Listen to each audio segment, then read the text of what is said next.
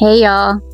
At this point, I should probably just make a medical channel because the amount of medical videos I have now, unreal. You can read by the title. I'm about to tell you about my experiences with a pelvic ultrasound and a pelvic MRI with and without contrast. And without medication. I cannot believe I have severe anxiety. Also, I am not a medical professional, believe it or not. I only have a bachelor's degree, and a minor in business, but I went to college. You can call me Dr. Meow if you would like to, but so this video is not going to be like my usual videos, even though my usual videos, I don't really have a theme. Anyways, my videos are whatever I want it to be. Nice to meet you. I am a formal medical interpreter, current hypochondriac. As it says, undiagnosed, but something ain't right. This is going to be I was just going to talk about my MRI. We might as well talk about my ultrasound too. I'm going to get right to the point because I feel like I looked up so many videos before having my MRI because, like I said, I have medical anxiety. I'm a hypochondriac. I know way too much about the medical field, not only because I used to be a medical interpreter, but because I myself Google everything. I'm not going to give a lot of background as to why I got these exams done. Just know that yes, last year I finally was labeled as IBS, all that stuff, all that BS. I have a lot of stomach issues. I have issues with my cramps my entire life, so there's all that. I'm constantly not feeling well. I am unwell most of my life, like 80% of my life. I don't feel well. So there's something wrong and we're trying to figure it out. But I want this video to just be straightforward, my experience with a pelvic ultrasound and a pelvic MRI. Point being, I'm not going to give a lot of backstory or lore because I don't want this video to be like an hour long. I want it to just be like how my appointments went, and that's it. I always want to use a mic when I do these kind of videos because I feel like they're serious and they're formal. So back in November, around Thanksgiving time, I had a pelvic ultrasound. So if you want to know about that, I had a non-invasive pelvic ultrasound, which is just the one like around this area, right? Here's the kicker. So I didn't need to fast or anything for this. The only thing was they said to drink a lot of water. I didn't understand how much a lot of water was until I got there. Okay, in case you're new here, I struggle with eating because I don't really like food. I don't really like eating. I don't like drinking, like nothing. Like I don't mean like I just like junk food. No, I just don't like eating in general. I've never had an appetite, right? So I drink like the minimum amount of water. I do only drink water basically and coffee, but I drink like the minimum for my requirements to be healthy, right? Okay, when you go to this, you need to drink so much water because I have stomach issues. Like I get severe. I said I wasn't gonna talk about my backstory, but it's difficult for me to eat or drink anything when commuting far because of my severe stomach aches that I get, right? I get sharp stomach aches, so it's very difficult, and I had to do it. The appointment was about 40 minutes away to an hour away. It was so far. So my plan was, once we're like 30 minutes getting there, I'm gonna start chugging a water bottle, and I'm talking about a regular 16-ounce Aquafina, like your store-bought water bottle. Okay, I didn't take like a reusable. No, I took one so I could just toss it, recycle it, right? I had another one in my tote bag, and because I said once I chug this, get my ultrasound done, I'm gonna obviously go to the restroom, take a wee, and then we were gonna run errands for Thanksgiving. So I wanted to have water with me, so I took 2 bottles, right? Boy, they made me drink the 2 bottles. So it's no fasting, right? So I drank that bottle of water on my way to the appointment. I get to the appointment, the lady was so nice, and she said, you know what, let me just check you real quick to make sure you drank enough water, because she asked me, have you drank a lot? And I said a bottle, and she said that's not enough. So she takes me back and she does a quick scan. Like she puts that gel on me, and it was hot, the gel, and then she did a quick scan. She's like, it's not enough water. So she sent me back out to the waiting room, and this is like a huge hospital, so it was crowded, so I had to walk all the way to the other end to chug another bottle of water gradually. She gave me like 20 minutes. She said take 20 minutes to drink the water. Like I said, she was so nice, and I did. But when I tell you, I thought I was gonna pass out because I cannot handle large amounts of liquid in me. And you couldn't go to the restroom, right? You have to hold it. So that was the most painful for me, especially because I suffer of a lot of chronic phlegms and mucus as well in general, and I felt like I was gonna throw up the entire time. I was like, I'm gonna spew water everywhere. I was at my absolute limit. Like, I was heavy breathing. Get into the room. Obviously the lights are off because it's an ultrasound, right? I get on the bed. I had all my regular clothes on. I did make sure to wear clothes that didn't have any like metal stuff. Like, I wore like a sports bra and sweatpants, but none of them had metal on them. I had my shoes on though. She didn't make me take off my shoes, I don't think. Anyways, I laid on the table, and obviously she makes you lower your pants and stuff, and she put like a cloth. She never looks at you though, so whatever. She put a blanket, and then she put the hot gel on my stomach, and she went to do the ultrasound. The entire time I felt like I was gonna throw up, right? It was the most uncomfortable I've been in a long time in any medical procedure. I felt I was gonna throw up the entire time. I was having a difficult time, and it hurt so bad. I don't know why, but it hurt so bad when she was doing the ultrasound, and she apologized multiple times, but she had to press a lot. She said it has to be a lot of pressure, so it hurt a lot, and the need I had to take a wee was unreal, and I had to hold it. Obviously, I'm not gonna wee on the bed. So that was my pelvic ultrasound. Then when she was done, I went to the restroom, which was right there, thankfully. It's like literally in the same room. I went, what a relief. But that was it. And after that, I had to schedule an pelvic MRI follow-up from the ultrasound. So it was uncomfortable, but it was nothing like unbearable, like I was crying, no. And it was just me, because I had so much water in me. I felt like I was going to spew at any moment.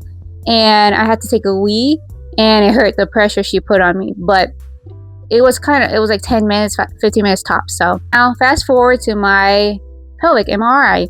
It was without contrast and with contrast. I'm going to walk you through my entire day of the experience. Like I said, it's my experience. Everyone's is different, because the video I watched was not like what happened to me. I am an insane hypochondriac. I worry about everything. I overthink everything. I have anxiety. We get it, right? I Googled everything you have to Google about MRIs. Keep in mind, my parents have both had MRIs for various reasons. And when my mom had her MRI, she was already admitted to the hospital. So it was a little bit different, because they just wheeled her over to get the MRI. I, on the other hand, Googled everything so I could be prepared. And I went the extra mile. By which I mean, the only thing they told me, because I asked the nurses for anything for preparation, right? The only thing they told me was to fast for 4 hours. And that meant food and liquids. No water, nothing, right? But they said everything else was fine, right? Obviously no metals on your body, but I went the extra mile, and I didn't wear deodorant. I know it sounds odd, even though I have an aluminum-free deodorant, but I was like, I'm not taking any risks.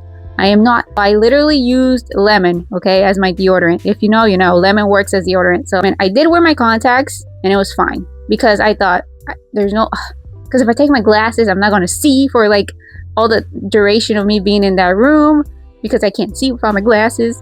I didn't wear any clothing with metal on it. I wore like a tank and sweatpants, and my shoes didn't have metal on it, but more on that later when I get into the room, because either way, they made me take everything off except my underwear and my socks and my shoes. They let me have my shoes all the way until I got on the bed, which I thought was odd, but my shoes didn't have any metal on them anyways. I didn't wear any jewelry, right? I actually fasted for way longer than 4 hours, but whatever. So now getting to the clinic, right? The clinic is about like half an hour away from my house. So I got there. My appointment was about 11:30 in the morning, but they told me as soon as I got there that there was a delay. So I was going to be seen in an hour, which was not true. I was literally brought into the room at like 2 p.m. I filled out a huge questionnaire online before going to my appointment. I had a dentist appointment last month, so I asked my doctors what were my fillings and my crowns and stuff, and they were all good to go, because I just want to make sure I didn't have any like bad metals in my mouth before the MRI. So my dentist told me what I have in my mouth, so I wrote it down on my phone, and I put that in the questionnaire so they knew. Because other than that, I don't have anything else in my body that could be metal other than in my mouth. So I get there, and I had to do another questionnaire, which was very similar to the one I filled out previously, but it had more like day of questions, like did I take any medicine today? When was the last time I drank water? Drank water and I ate. More specific questions, also how I felt that day. And I've had an endoscopy at the same place, so I already knew like how they managed this about like getting undressed and stuff. So you go to the dressing room, they give you a bag to put all your stuff in. And they gave me 2 gowns, one for the front, one for the back. And she told me to take everything off. She said I couldn't keep the tank even if the tank didn't have anything, because you never know. So it was just my undies and my socks. I made sure to wear like really like thick and like long socks, like these black socks, because it's so cold, especially right now. And you get to keep on your shoes. You put on the gown, like I said, you take off everything, and then they sit you in the waiting room, and then from there they call me. We walked so far. I've never had an MRI before, by the way. I've had CT scans at this place and endoscopy. Not endoscopy. What did I have? I had a fluoroscopy. Sorry, I didn't have endoscopy. Fluoroscopy is when they take pictures of your stomach as you're drinking a liquid. I had that done there. It was MRI. So they walked me so far back in the hospital. It's like a huge clinic. So far back. And it's so scary. Let me tell you why. Because the doors are like a bank vault. And there's warning signs everywhere. Right? That you can't even be near here with metals. I don't know. And once I was in there, there's like little lockers. And he put my stuff in the locker. And he asked me a few questions, right? And I was insanely nervous. I don't know if I ever reached this part of telling you this, but I was literally like not breathing from how nervous I was, because I move a lot. I fidget a lot. I'm constantly moving my nose. I'm constantly moving my feet, my legs. So just the thought of me being still for 40 minutes was tweaking me out, because I was like, I'm going to move. And you know, if you move an MRI, they got to start over. And I didn't want contrast put in me twice, you know what I'm saying? Also, I don't think they do that. Like, if you mess up once, they're gonna reschedule you. And this place is far from my house. Appointments are scarce, you know? And if I were to like panic, I would have to take anxiety meds, which were prescribed by my doctor. So I would have to reschedule and go pick up the medicine from my doctor. So I was like, no, I have to be a big girl and I gotta be tough, and but I was like shaking in my boots, okay? I was so nervous, and he could tell. He said, you think you're gonna be okay? And I said, I hope so. So I put my stuff in the locker, and then he ran a metal detector on me, you know, like at the airport. And it was fine. So then I sat down and he started my IV. They just put the whole IV port, right? And they flesh out the line and everything. So they put the IV port on there. That didn't hurt, because I don't really freak out with needles. I never have. I just don't look. Also, since learning that the IV needle that they put in you is plastic, I'm much more chill now. I didn't know that back in the day. Don't judge me. The doctor came in, or the radiology tech, the main one, because that was the assistant, I believe. Anyways, he comes in, super nice. Everyone's so nice. He walks me in, right?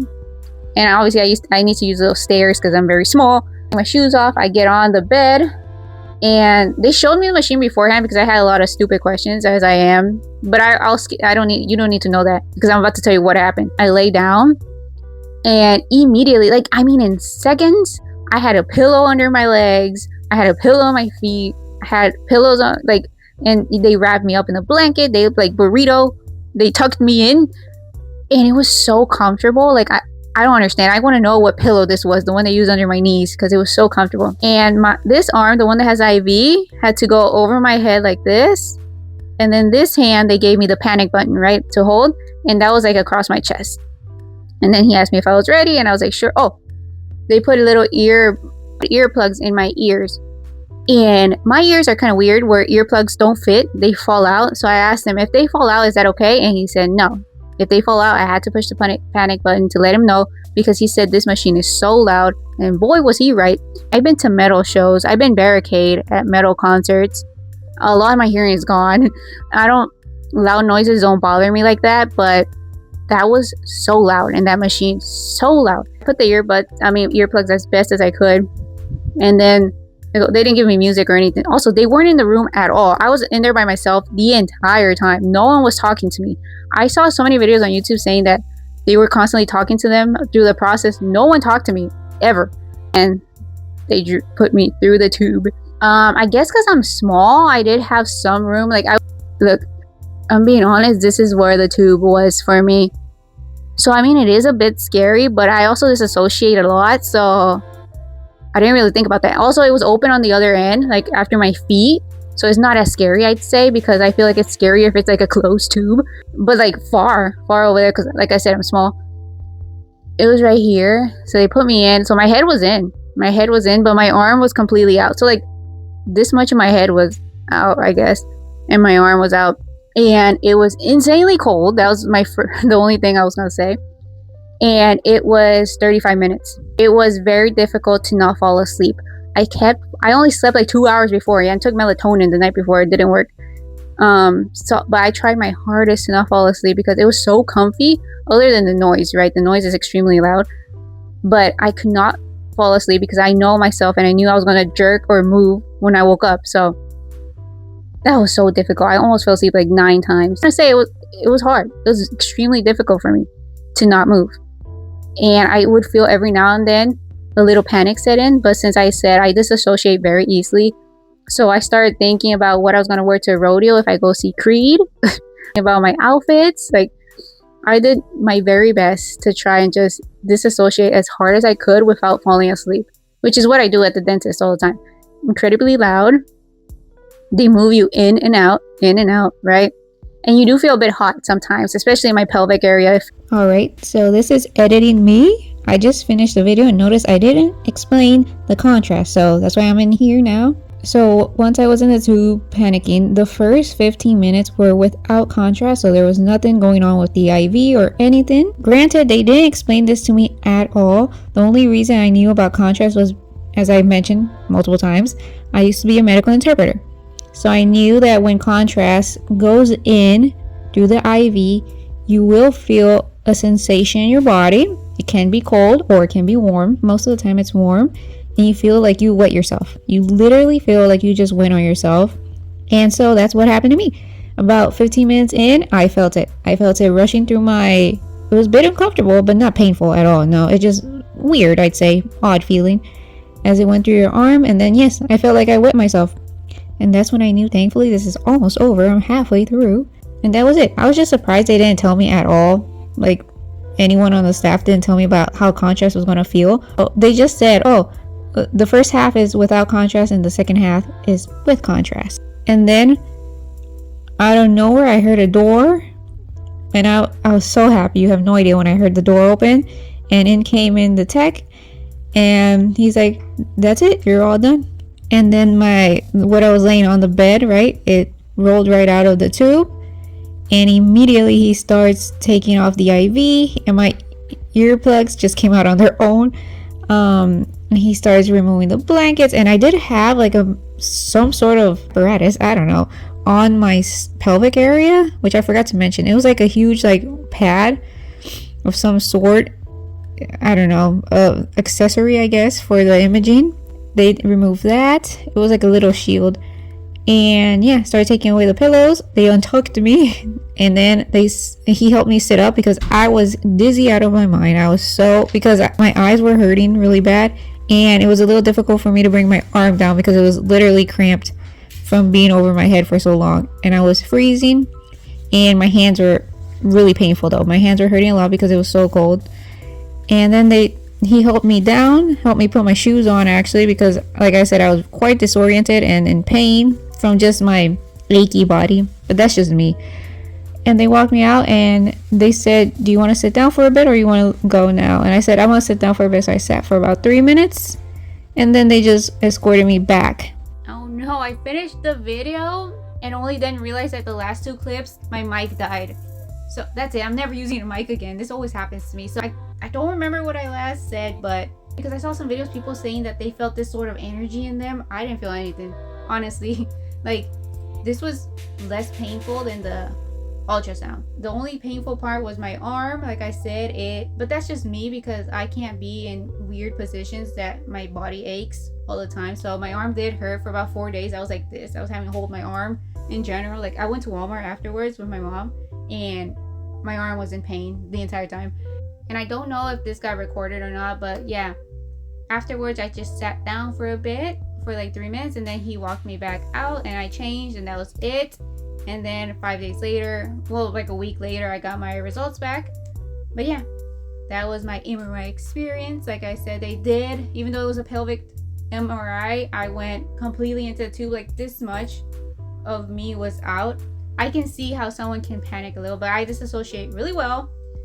So I disassociated, but it was a struggle to not fall asleep and just not move. So I will say that I was so close to panicking though. Like, I could just feel it because I know me. I know when I get a panic attack.